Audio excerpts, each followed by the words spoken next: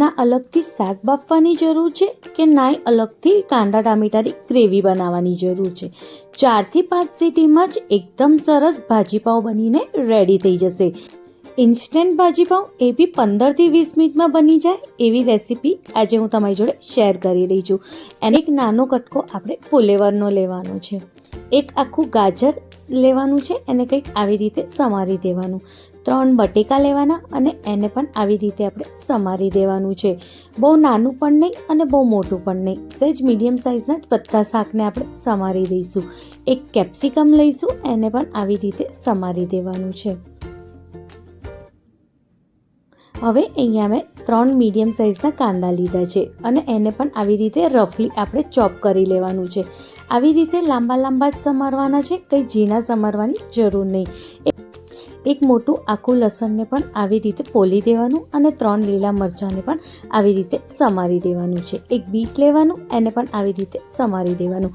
બધું શાક સમારાઈ જાય એટલે વઘાર કરીશું. એમાં 2 મોટા ચમચા જેટલું બટર લેવાનું છે અને 3 થી 4 ચમચી જેટલું તેલ નાખવાનું છે. બટર બળી ના જાય એટલે તેલને પણ જોડે જ નાખી દેવાનું. 1 ચમચી જેટલું જીરું અને થોડી હિંગ નાખવાની.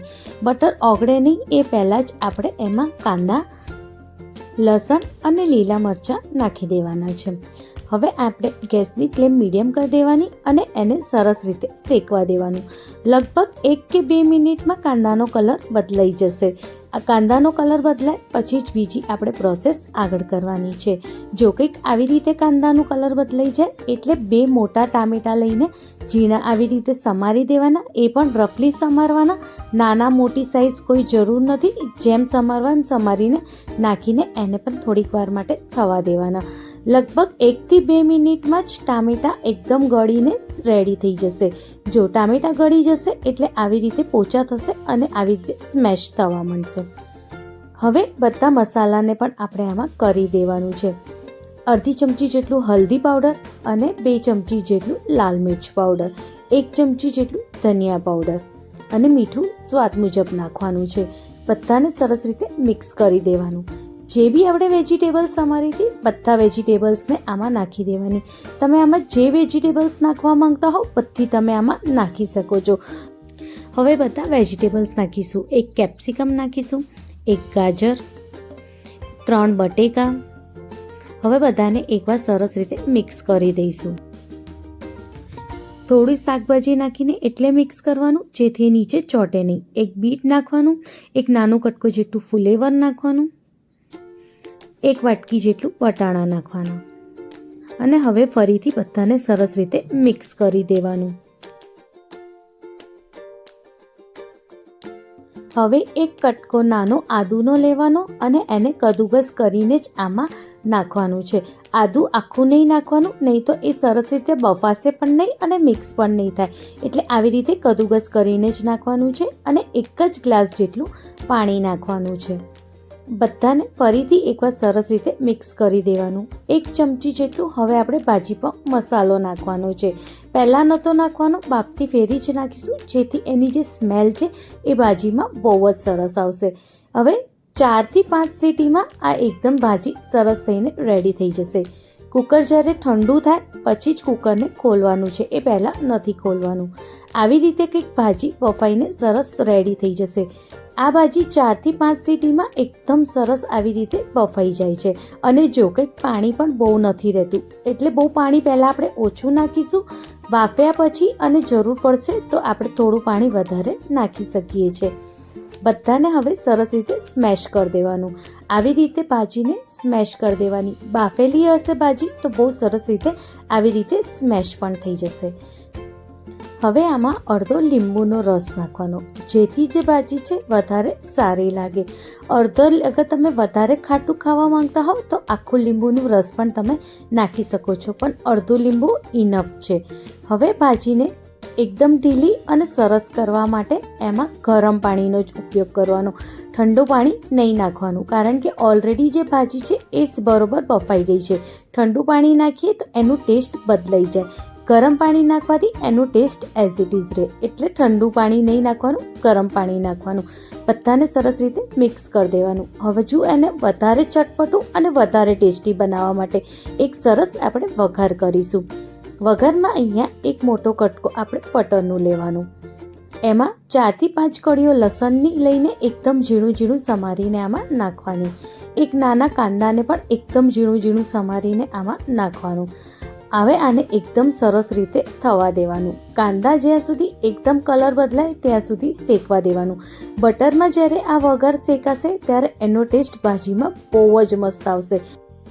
તમે એકવાર આવી રીતે ભાજી પાઉં જરૂરથી ટ્રાય કરજો. બહાર કરતાં પણ બહુ જ સરસ ટેસ્ટ ઘરની ભાજીમાં આવશે.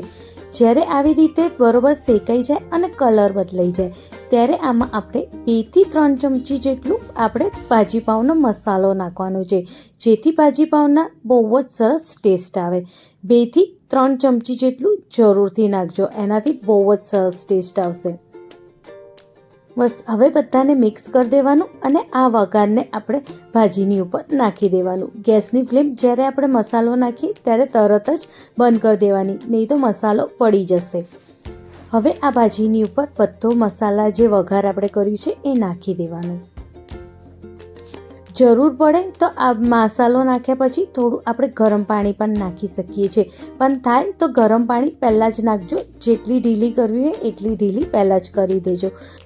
હવે થોડી આમાં કસૂરી મેથી નાખવાની. કસૂરી મેથી તો ખાસ કરીને નાખજો, આનાથી આનો જે ટેસ્ટ આવે છે એ બહુ જ સરસ આવે છે. હવે ભાજીને થોડીક વાર ઉકાળવા મૂકીશું, જેથી ભાજીની અંદર જે પાણીનો ટેસ્ટ આવતો હોય એ ના આવે અને જે ગરમ પાણી નાખ્યું છે એ પણ સરસ રીતે ભાજીમાં મિક્સ થઈ જાય. એને થોડીક વાર જ લગભગ 2 થી 3 મિનિટ જ આપણે એને ઉકાળવાની જરૂર પડશે. ભાજીનો કલર પણ બદલાઈ જશે અને ભાજીનો ટેસ્ટ પણ સારો રહેશે. જો કંઈક આવી રીતે ભાજી રેડી છે. હવે આપણે એનો પાઉં શેકી લઈએ. પાઉં શેકવામાં પણ આપણે અહીંયા થોડા બટર લઈશું. બટર આપણે ટેસ્ટ પ્રમાણે લઈશું, ઓછું વધારે જેટલું બટર જોતું હોય. અને આમાં આપણે ભાજી પાઉં 1 ચમચી જેટલું ભાજી પાઉં મસાલો અને થોડું કોથમીર એડ કરીશું. જેમ મુંબઈમાં જે ભાજી પાઉં મળે છે, જે રીતે એ લોકો પાઉં શેકે છે, બસ એવી જ રીતે આપણે આવી રીતે જ પાઉં શેકવાના છે. એ લોકો પણ આવી જ રીતે બટરમાં મસાલો અને કોથમીર નાખીને શેકે છે, જેથી જે પાઉંનો જે ટેસ્ટ છે એ બહુ જ સરસ થઈ જાય. બસ હવે જ્યારે બટર સરસ રીતે ઓગળી જાય અને મસાલાને મિક્સ કરીને પાઉંને આવી રીતે એની ઉપર મૂકી દેવાનું અને તરત જ આપણે પલટી દેવાનું, જેથી ઉપર અને નીચે બે બાજુ સરસ રીતે શેકાઈ જાય. અને જો કંઈક આવી રીતે પાઉં રેડી છે આપણે શેકીને. આવી રીતે જ્યારે તમે પાઉં શેકશો ત્યારે ભાજી જોડે આ પાઉંનો ટેસ્ટ બહુ જ મસ્ત આવે છે.